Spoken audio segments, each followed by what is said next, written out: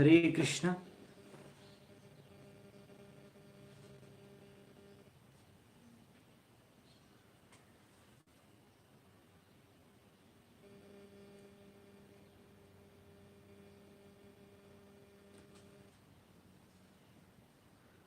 హరే కృష్ణ. హరే కృష్ణ.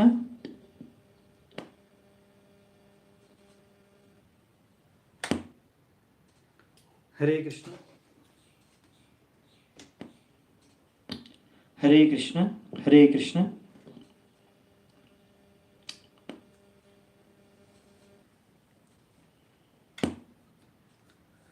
హరే కృష్ణ. హరే కృష్ణ. దండోత్ ప్రణామాలు అందరి భక్తులకి. ఈరోజు శ్రీమద్ భాగవతంకి వచ్చినందుకు కొంచెం కరెంట్ పోయిందనమాట. నేను అందుకే ఒక్క నిమిషం వెయిట్ చేశాను, కానీ కరెంట్ రావట్లేదు ఇప్పుడు. ఓకేనా? నేను లేకపోతే దిస్ ఈజ్ ఫైన్. ఓకే, కొంచెం లైట్ తక్కువ ఉంది.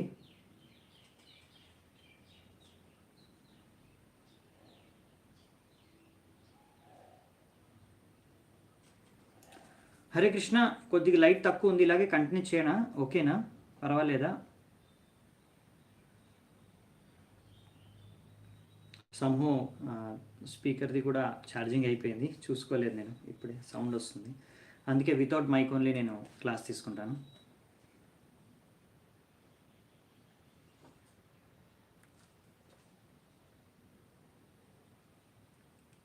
Okay, thank you.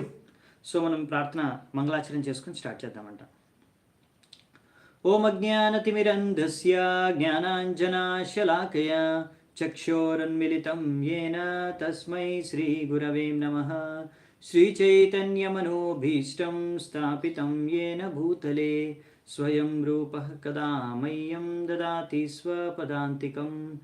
వందేహం శ్రీగురూన్ శ్రీయుతాపదకమలం श्रीगुरून् वैष्णवांश्च श्रीरूपं साग्रजातं सहगना रघुनाथान्वितां तं सजीवं साद्वैतं सावधूतं परिजनसहितं कृष्णचैतन्यदेवं श्रीराधा कृष्णपादान् सहगणललिता श्रीविशाखान्वितांश्च नमावों विष्णुपादाय कृष्णप्रेष्ठाय भूतले श्रीमते भक्तिवेदांत स्वामिनिति नामिने.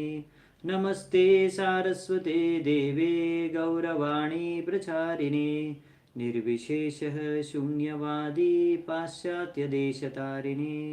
नमो महावदन्याय कृष्णप्रेमप्रदायते कृष्णाय कृष्णचैतन्यनामिने गौरत्विषे नमः. हे कृष्णा करुणा सिंधु दीनबंधु जगत्पते गोपीश गोपिका कांता राधा कांत नमोस्तुते.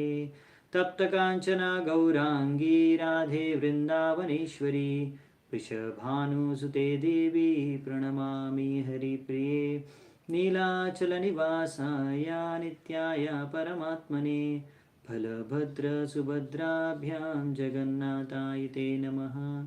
वाञ्छाकल्पतरुभ्यश्च कृपा सिन्धुभ्य एव च पतितानां पावनेभ्यो वैष्णवेभ्यो नमो नमः. जय श्री कृष्ण चैतन्य प्रभु नित्यानंद श्री अद्वैत गदाधर श्रीवासादि गौर भक्तवृंद. हरे कृष्णा कृष्ण कृष्ण हरे हरे हरे राम राम राम हरे हरे. హరే కృష్ణ. సో మనము లాస్ట్ క్లాస్లో 19వ శ్లోకం వరకు చూస్తున్నాం నిన్న. సో ఈరోజు 20వ శ్లోకం నుంచి ఈరోజు చర్చను ఆరంభిద్దామంట. సో నిన్న చూసాం మనము, అక్కడ అందరూ ఋషిమునులు ఉపస్థితం అయ్యారు. ఆ పరీక్షిత్ మహారాజు ఉన్న చోటుకు వచ్చారు. సో అక్కడికి వచ్చిన తర్వాత వారు ఋషిమునులు ఏమంటున్నారు, ఇప్పుడు పరీక్షిత్ మహారాజు గురించి ఆయన సంబోధించి మాట్లాడతారన్నమాట. నవ ఇదం రాజర్షివర్య చిత్రం భవత్సు కృష్ణం సమనువ్రతేషు ఏ ధ్యాసనం రాజకిరీటజుష్టం సద్యో జహుర్ భగవత్ పార్శ్వకామాః. సో ఏం చెప్పారంటే ఇక్కడ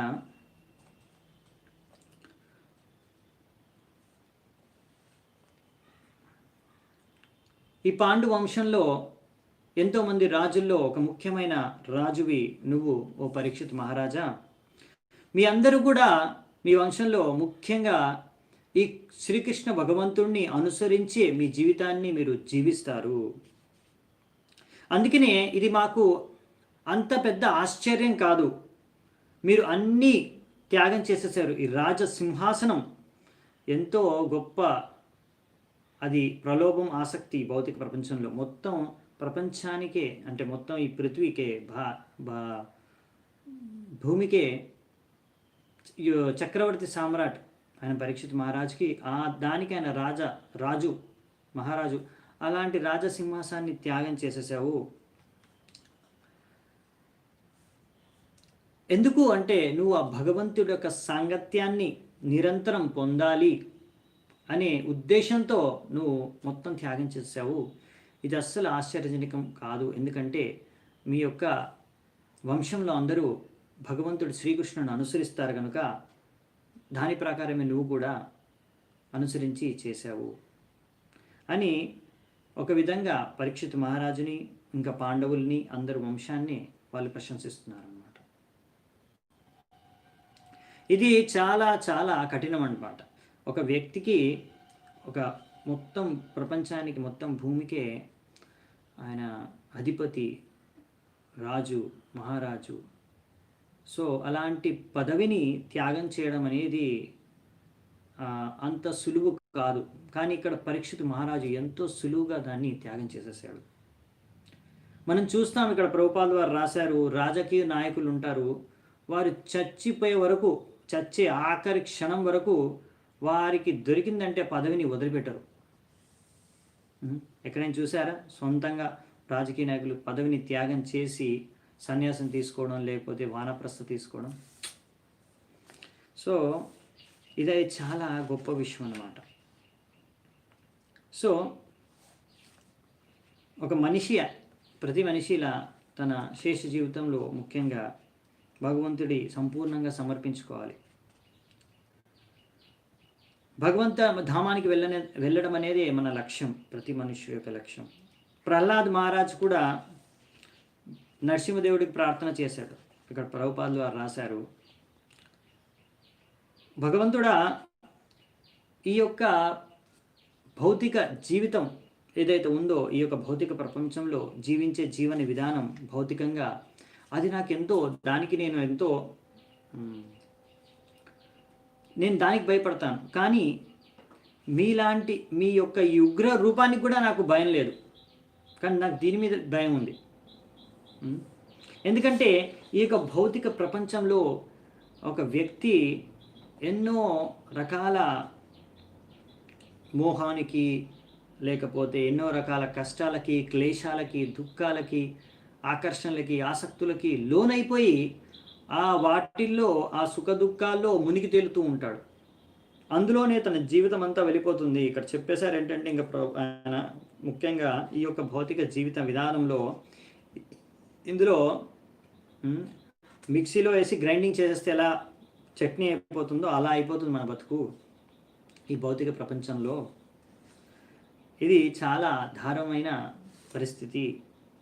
అందుకనే నా యొక్క ప్రార్థన ఏంటంటే, మీ యొక్క పాద పద్మాల దగ్గరే నేను నివాసించి ఎల్లప్పుడూ మీ సేవనే చేసుకోవాలని కోరుకుంటున్నాను అని చెబుతున్నాడు అన్నమాట ప్రహ్లాద్ మహారాజ్.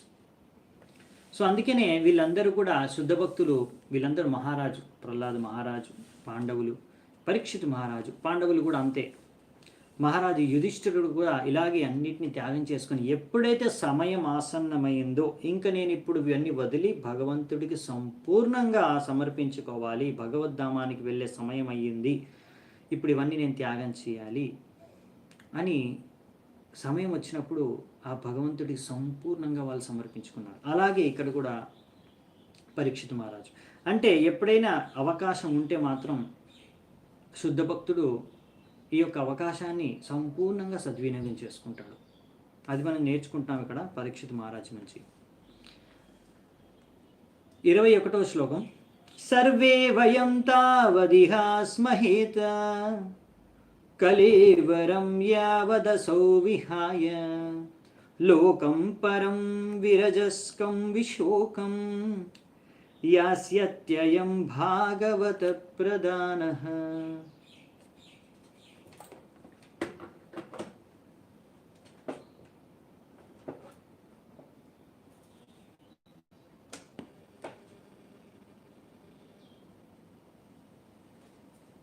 హరే కృష్ణ.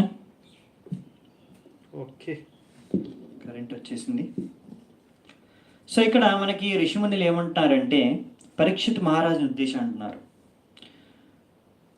మేము ఇక్కడే వేచి ఉంటాము, మేము ఎదురు చూస్తున్నాము, మీరు భగవద్ధామానికి వెళ్ళే ఆఖరి క్షణం వరకు మేమందరము ఋషిమునులు అందరము ఇక్కడే ఉండి చూస్తాము, వేచి చూస్తున్నాము. మీరు ఎలా భగవద్ధామానికి వెళ్తారు? ఎందుకంటే మీరు వెళ్ళే ఈ భగవద్ధామానికి ఇది సాధారణ విషయం కాదు, ఇది భౌతిక విషయం కాదు, ఇది మొత్తం ఇదైతే ఘటన ఏదైతే జరుగుతుందో ఇది సంపూర్ణంగా ఆధ్యాత్మిక ఘటన, భౌతిక ప్రపంచంలో జరుగుతున్న. అందుకనే ఇందులో ఏమాత్రం భౌతిక కలుషితం లేదు. అందుకనే మేమందరం ఇక్కడ ఉండి ఆ యొక్క లీలను, మీరు భగవద్ధామానికి వెళ్ళే లీలను మేము దర్శించుకోవాలనుకుంటున్నాం. అందుకే ఇక్కడ పరీక్షిత్ మహారాజుని ఏమని సంబోధిస్తారంటే ఇక్కడ ఋషిమునులు భాగవత ప్రధాన. భాగవత అంటే శుద్ధ భక్తులు భగవంతుడి యొక్క, అందులో కూడా ప్రధానమైన భక్తుడు పరీక్షిత్ మహారాజు. అవునా? శ్రవణానికి ఉదాహరణం పరీక్షిత్ మహారాజు. ఎలా శ్రవణ మార్గం ద్వారా శ్రవణం చేసి భాగవత శ్రవణం చేసి భగవద్ధామానికి ఏమైనా వెళ్ళారంటే అన్నిటికన్నా ఉత్తమమైన ఉదాహరణ పరీక్షిత్ మహారాజు. సో అలాంటి ఉత్తమ భక్తుడి ఎలా తన జీవితాన్ని సాఫల్యం చేసుకొని ఆ భగవద్ధామానికి వెళ్ళిపోతున్నాడో ఆ లీలను కల్లారా చూద్దామనేసి వీళ్ళందరూ ఋషిమునులు ఇక్కడ వచ్చారు, ఆ విషయాన్ని చెబుతున్నారు. మీరు భగవద్ధామాన్ని ఎలా చేరుకుంటారో మేము చూడాలనుకుంటున్నాం. ఇది ఎంతో ఒక విధంగా చెప్పాలంటే సంతోషాన్ని, హర్షాన్ని, ఆనందాన్ని పెంపొందించే విషయం. ఒక మనిషి, ఒక వ్యక్తి, ఒక భక్తుడు భగవద్ధామానికి వెళ్ళిపోతున్నాడు అంటే అది ఆయన జీవితం యొక్క సాఫల్యం. అవునా? భగవద్ధామం అంటే ఏమిటి అంటే ఈ యొక్క భౌతిక ప్రపంచం పైన పరవ్యోమ, స్పిరిచువల్ స్కై, ఆధ్యాత్మిక ప్రపంచం అక్కడ ఉంటుంది. అక్కడ అందులో ఆధ్యాత్మిక లోకాల్లో ఎన్నో ఆధ్యాత్మిక లోకాలు ఉంటాయి, వైకుంఠ లోకాలు, ఎన్నో కోటి కోటి వైకుంఠ లోకాలు ఉంటాయి. కొన్ని లోకాల పేర్లు ఇక్కడ ఇచ్చారు. పురుషోత్తమ లోక, అచ్యుత లోక, త్రివిక్రమలోక, రిషికేశలోక, కేశవలోక, అనిరుద్ధలోక, మాధవలోక, ప్రద్యుమ్నలోక, శంకర్షణలోక, శ్రీధరలోక, వాసుదేవలోక, అయోధ్యాలోక, ద్వారకాలోక, ఇలా కోటి కోటి లోకాలు ఉన్నాయంట. ప్రతి లోకంలో భగవంతుడి ఒక్కొక్క రూపం, ఒక్కొక్క అవతారం అక్కడ నివసిస్తుంది. అక్కడ ఎంతోమంది భగవంతుడి యొక్క శుద్ధ భక్తులు భగవంతుడిని అక్కడ సేవ చేసుకుంటూ ఉంటారు. అక్కడ భగవంతుడి భక్తులకు కూడా, ఆ శుద్ధ భక్తులకు కూడా ఒక ఆధ్యాత్మిక స్వరూపం ఉంటుంది. సో ఆ ఆధ్యాత్మిక శరీరంలో భగవంతుడికి నిరంతరం అక్కడ సేవ చేసుకుంటూ ఉంటారు. అలాంటి వైకుంఠ లోకాల్లో అన్నిటికన్నా పైన ఉన్నది గోలోక బృందావనం. అక్కడికి పరీక్షిత్ మహారాజు పోబోతున్నాడు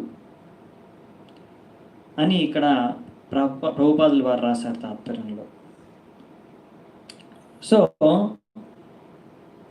ఇక్కడ అందరూ ఋషిమునులు ఇంకొక విషయం ఏంటంటే ఎందుకు వచ్చారు అంటే ఇంకా మళ్ళీ తర్వాత మనం పరీక్షిత్ మహారాజుని దర్శనం చేసుకోలేము. ఇలాంటి మహాశుద్ధ భక్తుడిని, భగవంతుడి యొక్క భక్తుడి దర్శనం మనకు మళ్ళీ లభించదు. ఎందుకంటే అతను భగవద్ధామానికి వెళ్ళిపోతున్నాడు కనుక ఇదే మనకు ఆఖరి సమయం ఈ పరీక్షిత్ మహారాజుని దర్శనం చేసుకోవడానికి, ఆయన సాంగత్యాన్ని మనము పొందడానికి. సో అందుకనే ఒక వ్యక్తి, ఒక శుద్ధ భక్తుడు భగవద్ధామానికి వెళ్ళిపోతే అది ఎంతో ఆనందాన్ని పెంపొందించే విషయమైనా కానీ భక్తులు ఒక్కొక్కసారి ఎందుకు దుఃఖానికి లోనవుతారు, నిరాశకు లోనవుతారు అంటే ఇదే కారణం. అయ్యో మనం ఇప్పుడు వాళ్ళ సాంగత్యాన్ని కోల్పోతాము, ఇంకా మనము వాళ్ళని దర్శనం చేసుకోలేము, మన కళ్ళ ముందు ఉండరు వాళ్ళు దర్శనం చేసుకోవడానికి. వారికి. సో దీనికోసమే దుఃఖిస్తారు భక్తులు, అంతే, వేరే కారణం ఏం లేదు. సో ఇప్పుడు మన ఇస్కాన్ జీబీసీ గురువు హిజ్ హోలీనెస్ భక్తిచార్య స్వామి మహారాజ్ ఇప్పుడు ఐసీయూలో ఉన్నారు. ఆయన మహారాజుకి కూడా COVID-19 పాజిటివ్ అని తేలింది, అందుకే ఆయన ట్రీట్మెంట్లో ఉన్నారు మహారాజు.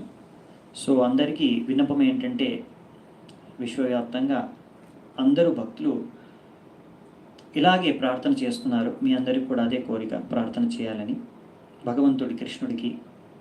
అది మీ ఇచ్చ అయితే భగవంతుడా, ఇంకా మాకు ఈ మహారాజు భక్తిచార్య స్వామి మహారాజు యొక్క సాంగత్యం, ఆయన దర్శనం మాకు కావాలి.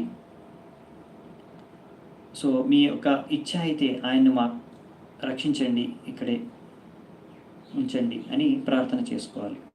సో మీరందరూ కూడా ప్రయత్నించండి, మీరందరూ కూడా ప్రార్థన చేయండి భగవంతుడి కోసం, అంటే భగవంతుడికి, మహారాజు కోసం. ఆయన యొక్క తొందరగా ఆయనకు ఈ యొక్క COVID-19 నుంచి ముక్తి కలగాలని. ఎందుకంటే మనం భక్తులం ఎప్పుడైనా సరే అలాంటి శుద్ధ భక్తుల యొక్క సాంగత్యాన్ని కోరుకోవాలి. వారి వలన మనము భక్తిలో ఉన్నతి పొందగలం. అలాగే రేపు ఇంకొక విషయం కూడా ఉంది, భక్తి వినోద్ ఠాకూర్ యొక్క త్రిలోభావ తిథి. సో అందుకని మనము మధ్యాహ్నం 12 వరకు ఉపవాసం ఉంటాము. అలాగే రేపు సూర్యగ్రహణం కూడా, అది పొద్దున్నే 10 గంటల అరౌండ్ సంథింగ్ నుంచి 2 వరకు అలా ఉంది. సో అందుకని ఆ సూర్యగ్రహణం అయిపోయిన సమయం తర్వాతే మనము మళ్ళీ స్నానం చేసి ఇల్లంతా కడుక్కొని తర్వాత వంట చేసుకొని భగవంతుడి నైవేద్యం పెట్టి తీసుకోవచ్చు ప్రసాదం. మేము కూడా టెంపుల్లో అలాగే చేస్తాము. సో సూర్యగ్రహణం తర్వాత, ఆ సూర్యగ్రహణం సమయంలో తినకూడదు.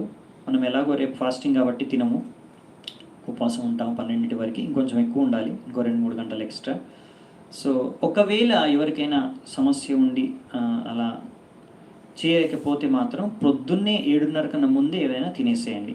ఒకవేళ అది వీలవ్వకపోతే, మీకు అంతసేపు ఉపవాసం ఉండలేకపోతే పొద్దున 7:30 ముందే మీరు కొద్దిగా తినేసేయండి.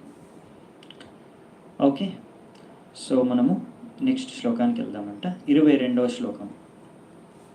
ఆశ్రుత్య తదృషీ గణవచ పరీక్షిత్ సమం మదుచ్యుద్ గురుచావ్యలీకం ఆభాషతైనానభినంద్యయుక్తాన్ శుశ్రూషమాణశ్చరితాని విష్ణో. సో ఇక్కడ చరితాని విష్ణు, ఆ భగవంతుడు విష్ణు కృష్ణుడి యొక్క చరిత్రను వినాలని కోరుకుంటున్నాడు మహారాజు పరీక్షితుడు. అందరికీ అదే ఇక్కడ ఆ ఋషిమునులకు వాళ్ళందరికీ కూడా కృతజ్ఞతను వ్యక్తం చేస్తున్నాడు, కోరుకుంటున్నాడు. సో ఇవన్నీ విన్న తర్వాత పరీక్షితు మహారాజు ఏవైతే ఋషిమునుల వాక్యాలు అవి సత్యం, మధురం, ఇంకా ఎంతో వాళ్ళు చక్కగా వర్ణించారు. పరీక్షితు మహారాజు యొక్క గొప్పతనాన్ని, వారి యొక్క ఇచ్ఛను వ్యక్తం చేశారు వాళ్ళు. సో ఇది విన్న పరీక్షితు మహారాజుకి ఒకటే కోరిక, ఇంకా భగవంతుడి గురించి వినాలి అని. సో అందుకనే ఇప్పుడు ఆయన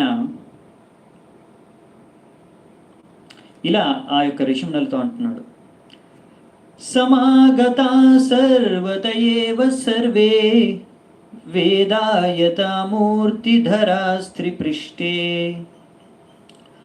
నేహాతనాముత్ర చకశ్చనార్త ఋతే పరానుగ్రహమాత్మశీలం. సో ఏం చెప్పారంటే ఇక్కడ పరీక్షిత మహారాజు అంటున్నాడు, ఓ మహా ఋషులారా, మీరందరూ ఎంతో కరుణామయులు. అందుకనే ఇలాంటి ముఖ్యమైన సమయంలో మీరందరూ ఇక్కడ సమావేశమయ్యారు. మీరు ఏ ఏ లోకాల నుంచి ఎక్కడెక్కడి నుంచో వచ్చారు. మీరందరూ ఆ పరం జ్ఞానం, పరం విజ్ఞానం యొక్క స్వరూపం. మీరందరూ ఈ 3 లోకాలకు అన్నిటికన్నా పైన లోకంలో ఉంటారు, సత్యలోకంలో. అక్కడి నుంచి కూడా వచ్చారు చాలామంది ఋషులు. సో అందుకనే అక్కడ మీరున్న మీ అందరికీ ఒకే జీవితంలో ఒకే ఉద్దేశం. ఇక్కడ ఎందుకు వస్తారు అంటే సామాన్య ప్రజలను ఉద్ధరించడానికి, సామాన్య ప్రజలకు మేలు కోరి, వాళ్ళు బాగు కోరి మాత్రమే మీరు ఇక్కడికి వస్తారు. దీని తప్ప మీకు వేరే ఇంకా ఏ ఆసక్తి జీవితంలో, ఈ జీవితంలో కానీ వచ్చే జన్మలో కానీ ఉండదు.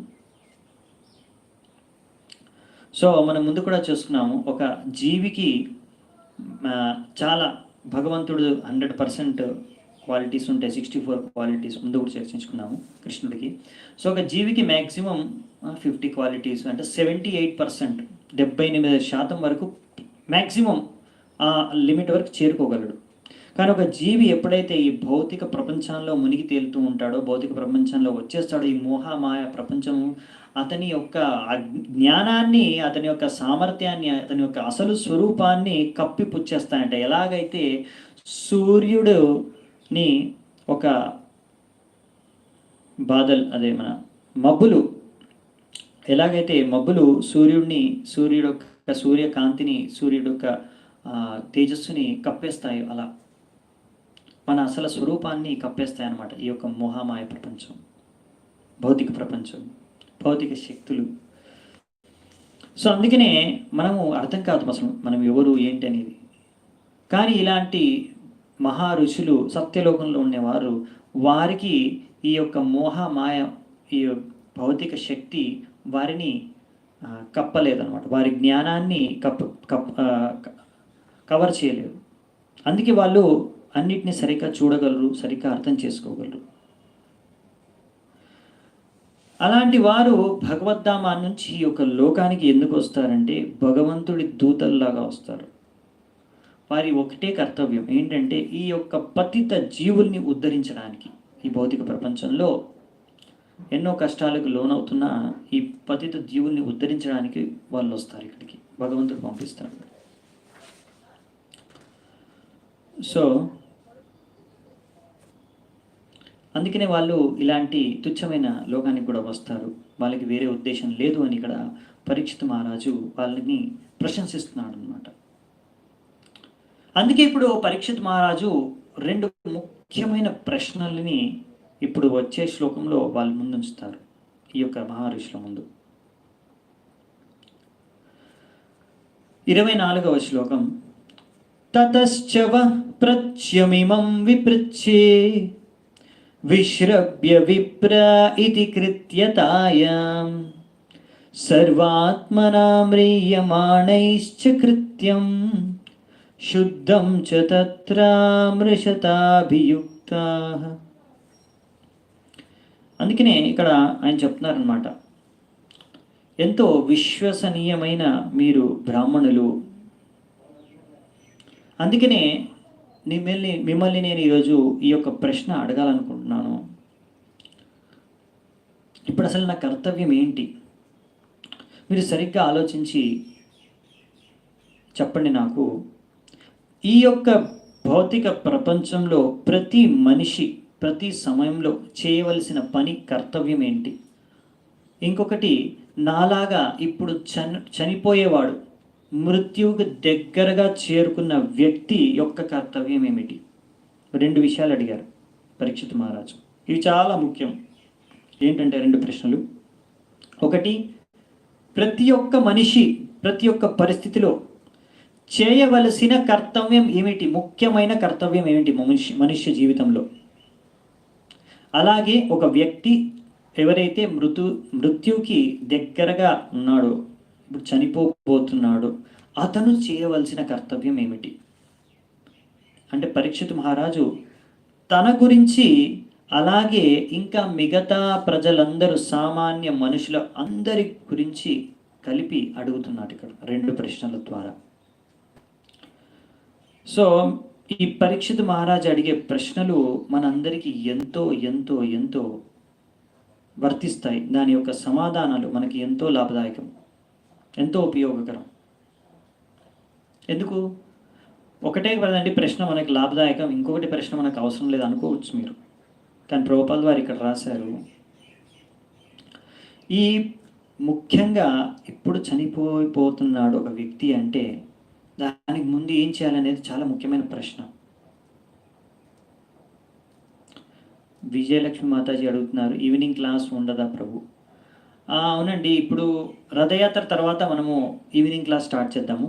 ఈవినింగ్ క్లాస్ నేను రథయాత్ర తర్వాత స్టార్ట్ చేస్తానండి. కొంచెం రథయాత్రలో కొద్దిగా సమయం పోతుంది, అందుకని. అంటే ఇది మనకి ఈరోజు 20th కానీ ఇంకా 10 days ఉంది.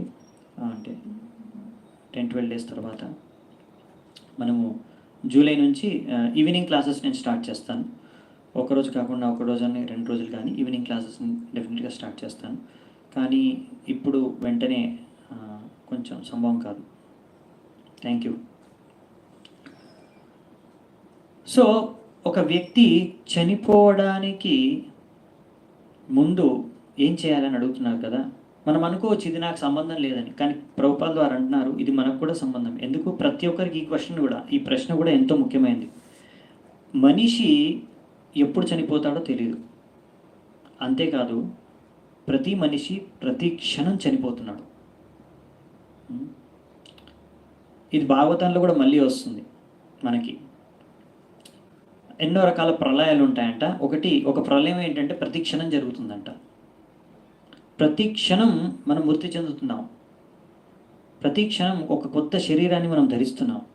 అవునా? మనం భగవద్గీతలో చెప్పుకుంటాం కదా, చిన్నప్పుడు మీకు చిన్న శరీరం ఉండేది, తర్వాత పెద్ద శరీరం వచ్చింది, పెద్దగా అయిపోయారు, తర్వాత వృద్ధులు అయిపోతారు, ఆ శరీరం మారుతుంది. అంటే అది కొన్ని సంవత్సరాల తర్వాత మారదండి, ప్రతి క్షణం మారుతుంది శరీరం. దేహినోస్మిన్ యదా దేహే కౌమారం యవ్వనం జరా తథా దేహాంతర ప్రాప్తిర్ధీరస్తత్ర ముహ్యతి. సో దేహినోస్మిన్ యథా కౌమారం యవ్వన జర. సో కౌమారం అవస్థ అంటే చిన్నగా ఉన్నప్పుడు శరీరం వేరుంటుంది, యవ్వన అవస్థలో శరీరం వేరుంటుంది, వృద్ధావస్థలో శరీరం వేరుంటుంది. అంటే అది ఆ శరీరం మార్పు అనేది హఠాత్తుగా జరగదండి. ఒకేసారిగా 15 ఏళ్ళు 20 ఏళ్ళ తర్వాత ఒక రోజున చేంజ్ అయిపోదు శరీరం, కౌమారం నుంచి యవ్వనంగా. ప్రతి క్షణం జరుగుతుంది. అది మనకు అర్థం కాకుండానే మనకు జరిగిపోతుంది. అది ఎలా అర్థమవుతుందంటే కొన్ని సంవత్సరాల తర్వాత మనకు అర్థమవుతుంది, ఓహో నేను ఎంత మారిపోయాను, నా శరీరం ఎంత మారిపోయింది అని. సో అందుకనే మనం అడుగుతాం కదా, ఎంత మీ వయస్సు అంటే ఇంగ్లీష్లో 20 years old. How old you are అంటే మీరు ఎంత వృద్ధులు అని. అంటే మనము మృత్యువుకి సమీపంగా వెళ్తున్నాం. ఈ శరీరం ఇలా నశించుతూ ఒక స్థాయికి ఒక రోజు చేరుకుంటుంది, ఇంకా అది పనికి రాకుండా పోతుంది. అప్పుడు ఈ శరీరాన్ని వదిలి ఆ యొక్క ఆత్మ ఇంకో శరీరాన్ని ప్రవేశిస్తుంది. సో అది ఏ రోజు ఎవరికి ఎప్పుడు వస్తుందో ఎవరికి తెలియదు. ఇంకొక విషయం ఏంటంటే చెప్పుకున్నాం కదా. సో ప్రతి క్షణం మన శరీరం, మన సైన్స్ ప్రకారం కూడా, మన ఆధునిక విజ్ఞానం ప్రకారం కూడా ప్రతిరోజు ప్రతి క్షణం కూడా మన శరీరంలో ఎన్నో కణాలు నశించిపోతున్నాయి, కొత్త కణాలు కూడా సృష్టించబడుతున్నాయి. సో అలా ప్రతి క్షణం కూడా మనం మృతి చెందుతూనే ఉన్నాం. సో అందుకనే ఇది చాలా ముఖ్యమైన విషయం అన్నమాట. మనం ప్రతిరోజు మృతి చెందుతున్నాము. సో మనకు కూడా ఇది చాలా ముఖ్యమైన విషయం. ఏ రోజు సంపూర్ణంగా ఈ శరీరాన్ని త్యాగం చేస్తుందో ఆత్మ అనేది ఎవరికీ తెలియదు. అందుకే ఈ 2 ప్రశ్నలు మనకు చాలా ముఖ్యం. ఈ 2 ప్రశ్నలకు జవాబు ఇక్కడ మన ఋషిమునులు వెంటనే ఇవ్వరు. వాళ్ళు అక్కడ ఆలోచిస్తూ ఉంటారు. అప్పటికే అక్కడికి చేరుకుంటారు శుకదేవ్ గోస్వామి వారు. మరి దాని తర్వాత పరీక్షిత్ మహారాజు ఇవే 2 ప్రశ్నలు శుకదేవ్ గోస్వామిని కూడా అడుగుతారు. శుకదేవ్ గోస్వామిని అడగడమే కాకుండా ఈ 2 ప్రశ్నలే కాకుండా ఇంకా కొన్ని ప్రశ్నలు, ఇంకా దీనికి సంబంధించి ఇంకా విస్తృతంగా, ఇంకా స్పెసిఫిక్గా, ఇంకా స్పష్టంగా, ఇంకా వివరాలతో అడుగుతారన్నమాట శుకదేవ్ గోస్వామి.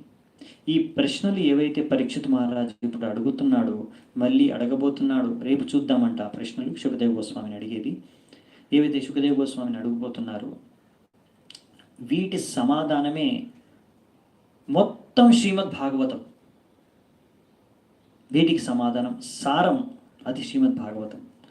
సో ఈ అధ్యాయంలో ఇప్పుడు మనం చూడబోయేది ఏంటంటే, ఇంకా ముందు వచ్చే శ్లోకం నుంచి శుకదేవ్ గోస్వామి వారు వస్తారు. అతను వచ్చిన ఆగమనం ఎలా జరిగింది, దాని తర్వాత అక్కడ ఉన్న వాళ్ళందరూ ఎలా ఆయన ఆగమనాన్ని స్వాగతించారు, పరీక్షితు మహారాజు ఎలా ఆయనకు శరణాగతుడయ్యాడు, తర్వాత పరీక్షితు మహారాజు ఆయనను ప్రశంసించిన తర్వాత తన యొక్క ఈ యొక్క ప్రశ్నలను ఈ శుకదేవ గోస్వామి ముందు ఉంచుతారు. తో ఈ ప్రశ్నలకు జవాబుగా వచ్చే అధ్యాయం ఆరంభమవుతుంది. మనము రేపు వీలైతే రేపు లేకపోతే ఎల్లుండి కల్లా మనది ఈ యొక్క మొత్తం అధ్యాయం అనేది అయిపోతుంది. అంటే శ్రీమద్ భాగవతం ప్రథమ స్కందం పూర్తిగా మనము పూర్తి చేస్తాము. సో దీని ముఖ్యమైన ఆన్సర్ సమాధానం మనందరికీ తెలిసిందే. శ్రీకృష్ణ భగవంతుడికి శుద్ధ భక్తి చేసుకోవడం అదే అందరి కర్తవ్యం. చనిపోయేవాడిదైనా ఇంకా బతికున్నవాడిదైనా ప్రతి మనిషిది ప్రతి సమయంలో. కానీ ఈ విషయాన్ని ఇంకా బాగా ఇంకా విస్తృతంగా ఎంతో చక్కగా శుకదేవ్ గోస్వామి వర్ణిస్తాడు. ఆ వర్ణన అనేది అదే మూలం, మొత్తం ఆధారం మొత్తం భాగవతానికి, చర్చకి. సో ఆ విషయాన్ని మనము రేపు ఎల్లుండి కంప్లీట్ చేసుకుందాం ఈ యొక్క స్కందాన్ని, ప్రథమ స్కందాన్ని. సో మనకి ఈరోజు శనివారం అంటే ఆదివారం సోమవారం కల్లా మన ఈ ప్రథమ స్కందం అయిపోతుంది. మంగళవారం రోజు రథయాత్ర మాకు ఇక్కడ పెద్ద పండగ. సో నేను చాలా మటుకు ఆలోచిస్తున్నాను ఏంటంటే మంగళవారం ఈ రథయాత్ర సమయంలో జగన్నాథ కథ మనం చేసుకుందాము. సో జగన్నాథ్ ఈ 9 రోజులు ఉంటుంది. కాకపోతే అందులో మనకి మన వెడ్నెస్డే థర్స్డే వదిలేసి బుధవారం గురువారం వదిలేసి మిగతా రోజుల్లో జగన్నాథ్ భగవంతుడి యొక్క చరిత్ర కొన్ని రోజులు చర్చించుకుందాం, చూద్దామంట వీలైనంత మటుకు. దాని తర్వాత రెండవ స్కందాన్ని ఆరంభిద్దాము. ఇంకా ఈ యొక్క స్కందం కూడా ఒకరోజు కావాలంటే మనము మొత్తం సమరీ ఒకరోజు చూద్దాం, కావాలంటే అది కూడా చూడడానికి ప్రయత్నిద్దాము. దాని తర్వాతే రెండవ స్కందానికి మనము మొదలు పెడతామంట. సో చాలా చాలా ధన్యవాదాలు మీ అందరికీ. ఈరోజు చర్చ ఇక్కడే ముగిస్తాను. సో అవునండి, ఇంకొకరు మళ్ళీ అడిగారు ప్రశ్న. ఈరోజు సాయంత్రం లేదండి ఈరోజు క్లాసు. రథయాత్ర తర్వాత ఇంకా నేను ఈవినింగ్ క్లాస్ స్టార్ట్ చేస్తానండి. ఓకే, మీ అందరికీ చాలా చాలా ధన్యవాదాలు. శ్రీమద్ భాగవతం की जय, ग्रंथराज श्रीमद् भागवतम की जय, श्रील प्रभुपाद की जय, समवेत गौर भक्तवृंद की जय, निताय गौर सीतनाथ प्रेमानंदी हरि हरि।